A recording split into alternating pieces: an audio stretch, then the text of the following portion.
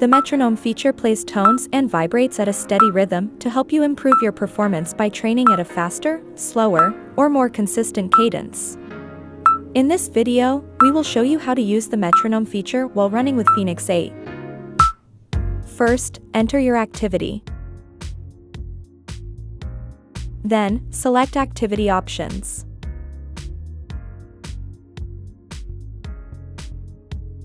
Select Metronome. Enable it. Select beats per minute to enter a value based on the cadence you want to maintain. Select Alert Frequency to customize the frequency of the beats. Select Sounds and Vibe to customize the metronome tone and vibration. You can select Preview to listen to the metronome feature before you run. This is how 180 beats per minute and every fourth beat sounds like.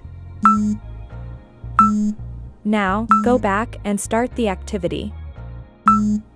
The metronome starts automatically. Press the up or down key to view the metronome screen. If you want to pause, hold the up key and select Mute Metronome.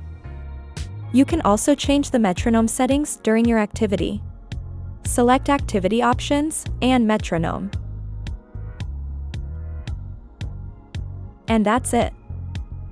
Thanks for watching.